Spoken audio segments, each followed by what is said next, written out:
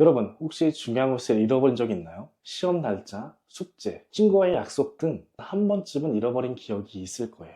여러분은 그럴 때 어떻게 노력했는지 이야기해 볼까요? 달력에 표시를 하거나 알람을 맞추거나 메모를 남기는 방법을 사용해 본 적 있죠? 여러분 각자 어떻게 기억해내는지 한번 생각해 보세요. 우리가 이렇게 중요한 것들을 잊지 않으려고 하는 이유는 바로 우리에게 아주 소중한 것이 있기 때문이에요. 여러분이 가장 소중하게 간직해야 할 것은 무엇일까요? 바로 하나님의 말씀입니다. 하나님의 말씀은 우리에게 매일 주어지는 귀한 가르침이며 우리 삶의 방향을 비춰주는 빛과도 같아요. 우리에게 있어서 너무너무 중요한 하나님의 말씀을 배우기만 하고 매일 잊어버린다면 괜찮을까요? 아니에요. 하나님의 말씀을 잊어버리지 않고 잘 기억해야 할 거예요. 그렇다면 어떻게 하면 하나님의 말씀을 잘 기억할 수 있을까요? 오늘 우리는 시편 말씀을 통해서 우리가 어떻게 하면 하나님의 말씀을 잊지 않고 잘 기억할 수 있을지 한번 생각해 볼 거예요. 자, 이제 중요한 하나님의 말씀을 잘 기억할 준비되었나요? 여러분, 오늘 시편 말씀에서 기자는 하나님의 말씀을 기억하는 좋은 방법을 알려주고 있어요. 바로 시편 119편 97절 말씀인데요. 내가 주의 법을 어찌 그리 사랑하는지요. 내가 그것을 종일 작은 소리로 읊조리나이다. 이 말씀 속에서 시편 기자는 하나님의 말씀을 하루 종일 작은 목소리로 반복해서 읽고 생각했다고 이야기해요. 여기서 읊조리다라는 말은 천천히, 조용히 손이어 반복하면서 마음속으로도 계속 기억하는 것을 의미해요. 이렇게 하나님의 말씀을 천천히 반복적으로 읽고 기억하며 깊이 생각하는 것을 바로 묵상이라고 불러요. 여러분 혹시 좋아하는 노래가 있으면 어떻게 하나요? 그 노래가 너무 좋으면 하루 종일 계속해서 입으로 부르고 노래를 자꾸 흥얼거리면 자연스럽게 노래 가사도 외우게 돼요.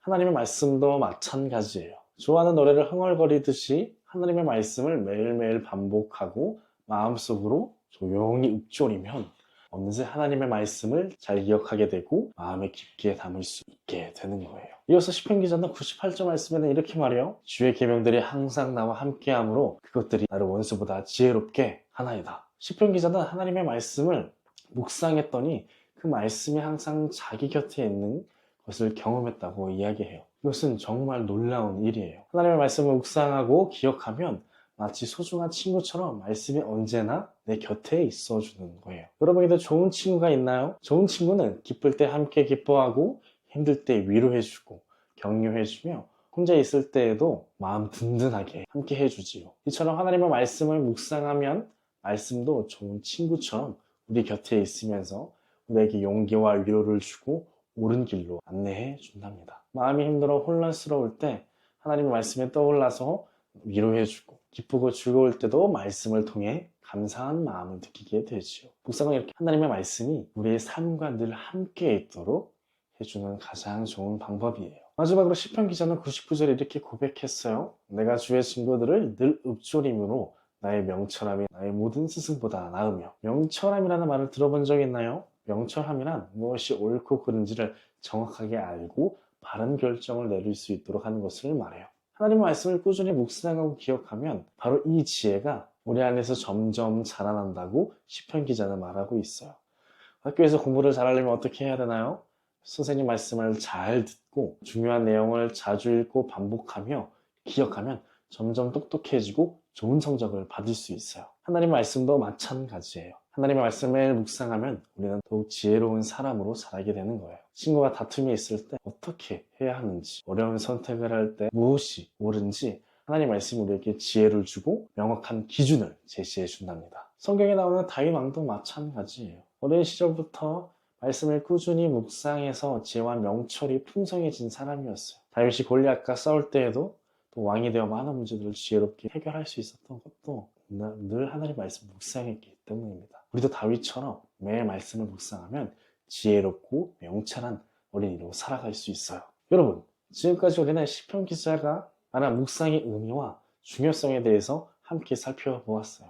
묵상은 간단히 말씀을 읽는 것으로 끝나는 것이 아니라 종일 작은 소리로 반복하며 우리 마음속 깊이 말씀을 새기는 것이었어요. 그렇다면 우리는 왜 묵상을 해야 할까요? 우리의 생각과 행동을 바르게 이끌어주는 하나님의 말씀을 묵상해야 돼요. 우리의 마음속은 밭과 같아요. 좋은 씨앗을 심으면 싹이 나고 좋은 열매가 맺히지만 아무것도 심지 않거나 잡초가 자라게 되면 좋은 열매가 맺히지 못하고 잡초만 무성해지게 되는 거예요. 우리의 마음도 마찬가지예요.